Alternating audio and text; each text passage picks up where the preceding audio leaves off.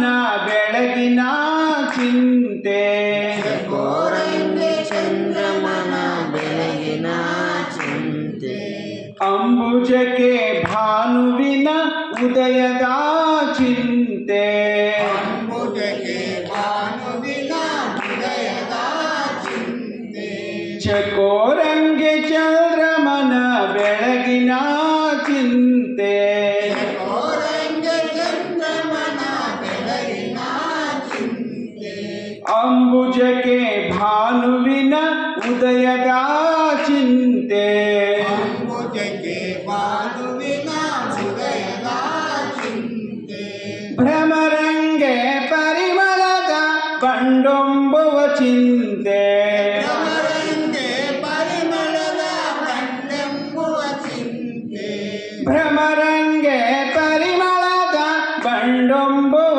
ಚಿಂತೆ ಭ್ರಮರಂಗೆ ಪರಿಮಳದ ಬಂಡೆಂಬುವ ಚಿಂತೆ ಯಮಗೆ ನಮ್ಮ ಕೂಡಲ ಸಂಗನ ನೆನೆಯುವುದೇ ಚಿಂತೆ ನಮ್ಮ ಕುಡಲ ಸಂಗಮಗೆ ನಮಗೆ ಚಿಂತೆ ಚಕೋರಂಗೆ ಚಂದ್ರಮನ ಬೆಳಗಿನ ಚಿಂತೆ చకోరంగే చంద్రమన ಬೆಳಗಿನ ಚಿಂತೆ చకోర పక్షికి ఏ విధంగా ఆ చంద్రుని వెలుగు కోసము ఎల్లవేళలా అది తప్పిస్తూ ఉంటుందన్నమాట.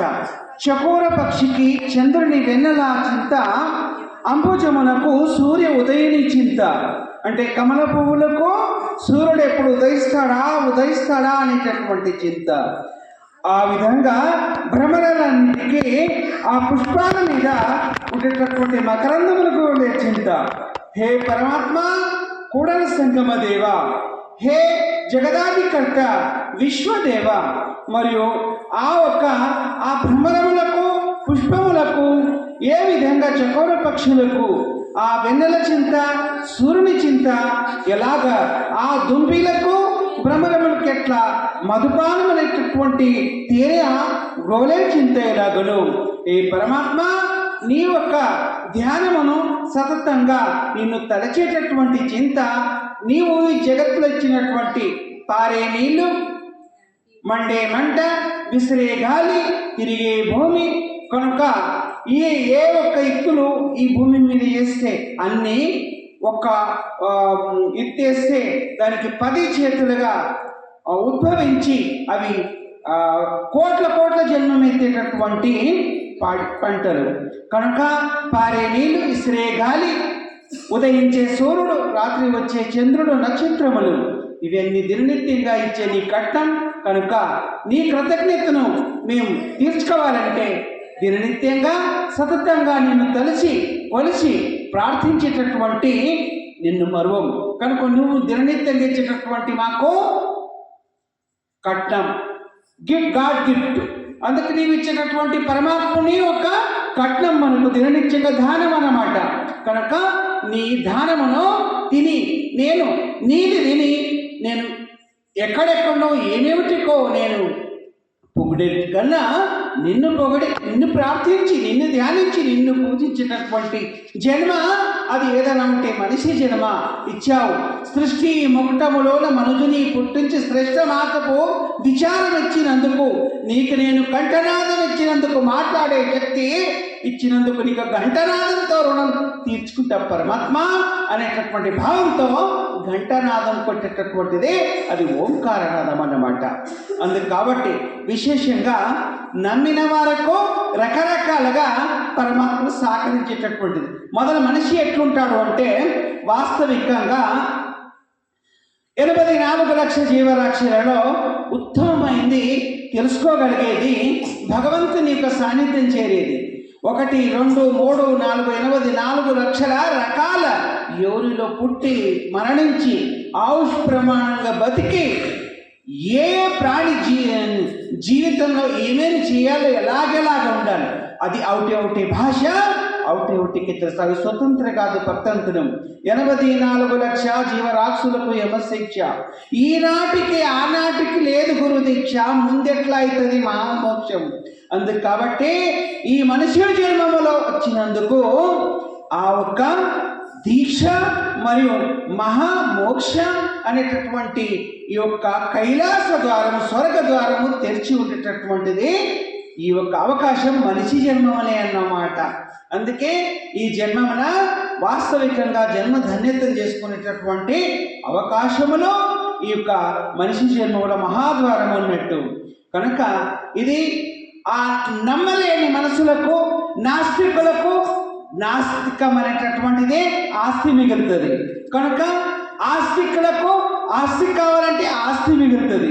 కనుక నమ్మినోనికి ఈ యొక్క దేహంలో ఎంతవరకు గ్రహించాలి భగవంతుందంటే, మనం శ్వాస తీసుకొని ఇడిచేటంత వరకు ఈ శరీరంలో నమ్మిన వారికి మిగిలేది మనకు శ్వాస, నమ్మలేని వానికి మిగిలేది లాస్ట్కు భాష. మనిషికి లాస్ట్కి మిగిలేది భాషనే, నమ్మిన వాళ్ళకు మిగిలేది మాత్రమే శ్వాస. శ్వాస ఉన్నంత వరకే శివ, లేకుంటే శివ. శ్వాస ఉన్నంత వరకే శివుడు, లేకుంటే శివుడే ఈ యొక్క దేహం. కనుక ఇలా జీవం ఉన్నంత వరకు, శ్వాస ఉన్నంత వరకే విలువ. ఇలా శ్వాసను ఏమవుతే ఏర్పాటు చేయడానికి తొందరగా 2 నిమిషాలు 10 నిమిషాలు ఆ శ్వాస శ్వాస పోయిన తక్షణమే ఏర్పాటు చేయండి క్రియలని. దేహ క్రియలు ఏముంటుందో ఏర్పాటు చేయండి. ఎందుకు? మూల చైతన్యం ఇళ్ళకి పోయిన తర్వాత దీనికి విలువ ఇవ్వరు. ఎలాగ విలువ ఇవ్వరు అంటే, దీనికి ఒక చిన్న దృష్టాంతం. ఏమప్పా అంటే, ఈ జీవాత్మకు ఈ దేహంకి ఎంత విలువ ఉంటుంది అనేది గ్రహించుకోగలుగుతాం. ఎలాగప్పా అంటే, వాస్తవికంగా ఇద్దరు ఫ్రెండ్షిప్ ఉండే, ఇలాగనే వాళ్ళు ఊరు నుంచి ఊరికి వేరే ఒక గ్రామానికి వాళ్ళు బయలుదేరిన తర్వాత కొన్ని దినములు అటే ఒక ఆ గ్రామంలో అక్కడనే ఉండి దూర ప్రదేశంలో అక్కడ ఉన్నాక వాళ్ళు ఒక కృతి కాయకము అనేటటువంటిది చేసుకున్నారు.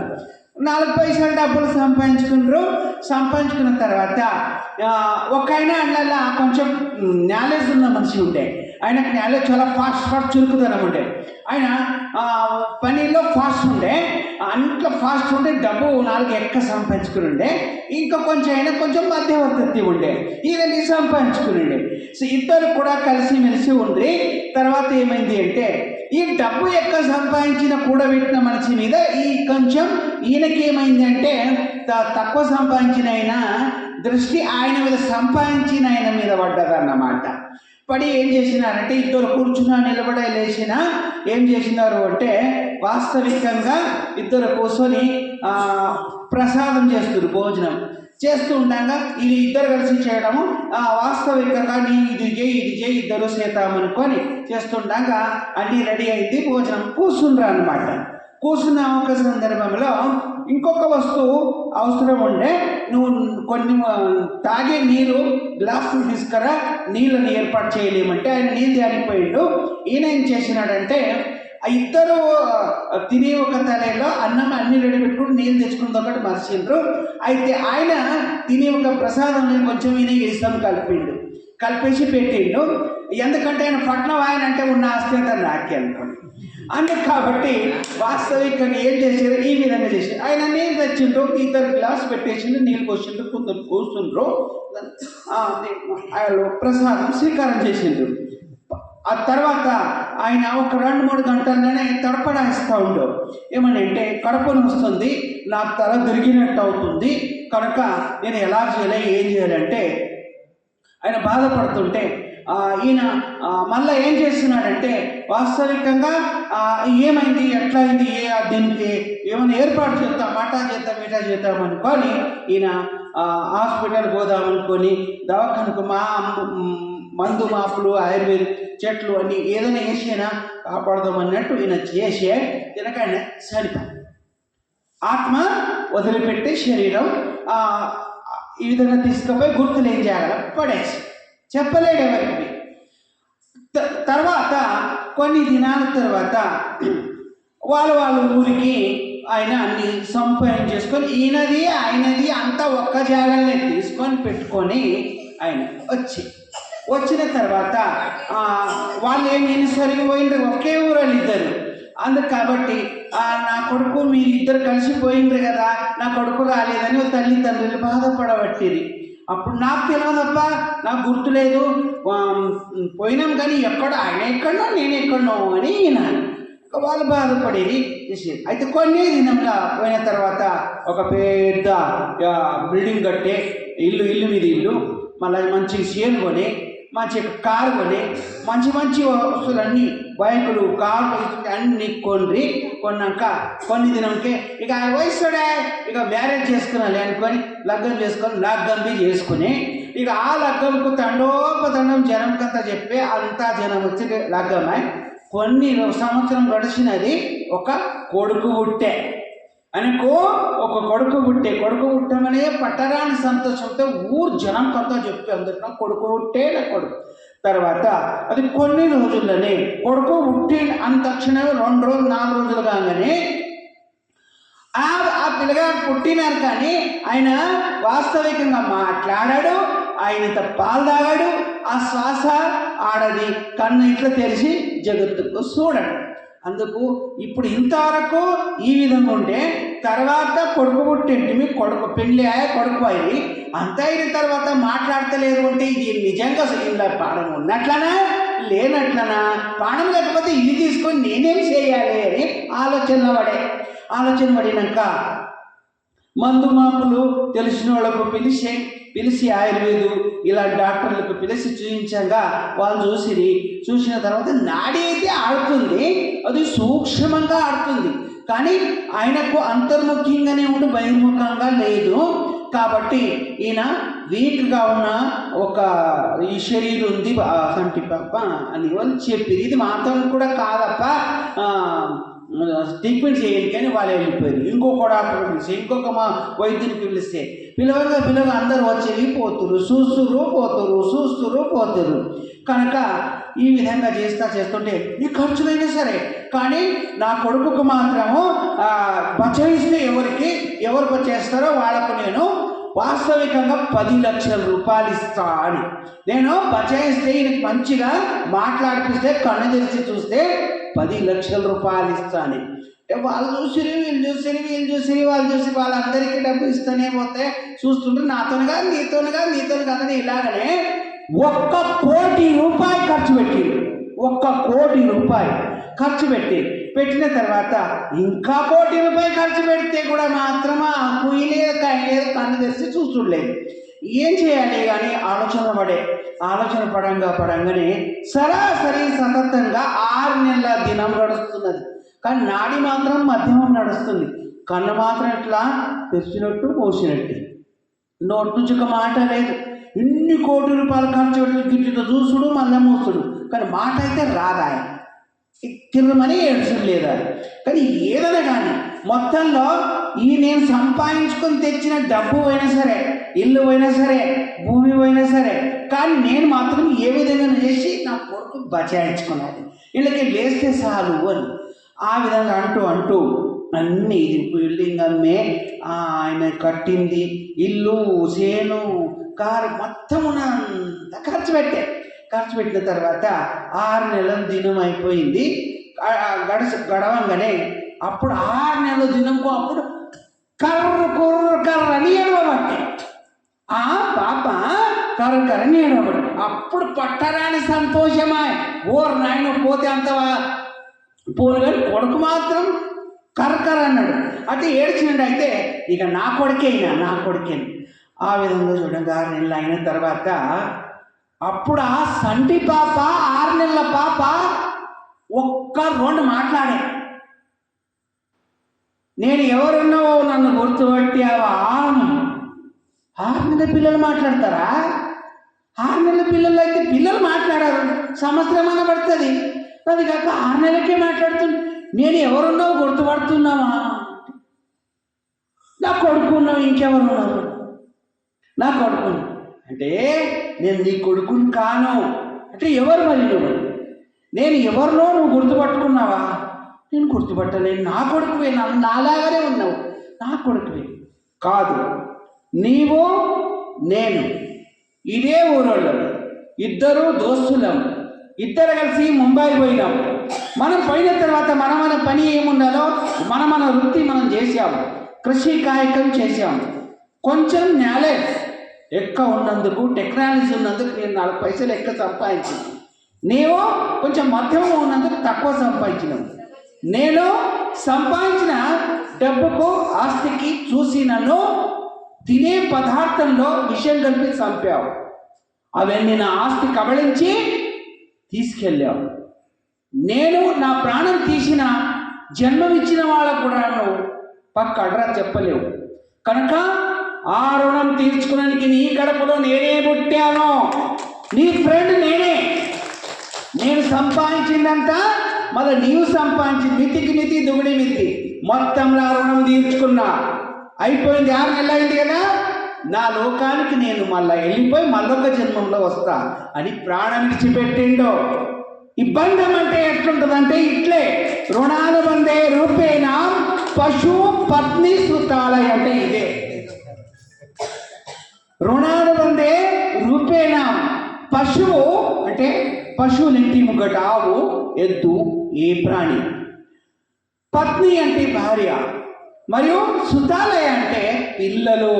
వీళ్ళందరూ రుణానుబంధానుసారమే మనకు ఉన్న రుణం ఉన్నంత వరకు రూపంగా ఉంటారు. రుణం ఉన్నవాడు రూపం ఎత్తుకొని వస్తారు, మన కడుపులో జన్మం ఎత్తుతారు. ఈ ఆత్మ ఎటు నుంచి వస్తున్నది, ఏ విధంగా వస్తున్నది అనేది దాని లెక్క. అందుకు కాబట్టి రుణం ఉన్న అన్ని ఆత్మలో మన శరీరంలో, మన గర్భములోనే జన్మిస్తాయి. మనం రుణం ఉన్నంత వరకు పశువులు మన ఇంటి ముంగట్టు ఉంటాయి. పత్ని, సుతాలయ, పిల్లలు, ఇది రుణమేమని. రుణం తీరిపో తక్షణమే వాళ్ళ లోకానికి వాళ్ళు వెళ్ళిపోతారు. మన రుణానుబంధం తీరితే తెగిపోతుంది శ్వాస. అందుకు కాబట్టి శ్వాస తెగిపోయినప్పుడు మిగులుతుంది ఏంటి? శవం. శివం పోతే మిగిలేది శవం. శవం తీసుకొని ఏం చేస్తారు? అందుకు కాబట్టి ఇవన్నీ ఈ విధంగా సృష్టి నడుస్తున్నది. సృష్టి, స్థితి, లయ. వచ్చేవారు వస్తున్నారు, కనిపిస్తున్నారు. వచ్చిన తర్వాత ఇక్కడ స్థితి, పెరుగుతున్నారు. ఈ పంటలు కానీ అని పెళ్ళి పేరంటము చేసేసి ఈ పంటను తీస్తున్నారు. ఈ ప్రపంచం, సంసారం. తర్వాత లయం.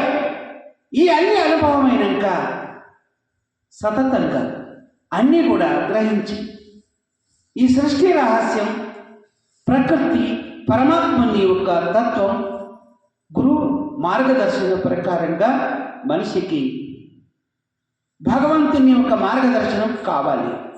అది లేని నాడు మనిషి భగవంతుడు అనేటటువంటిది నమ్మని నాడు తెలుసుకోలేని మనిషి నాస్తికుడు. జన్మనిచ్చినటువంటి తల్లి, తండ్రి, గురువు, మాతృభూమి అన్నమిస్తుంది.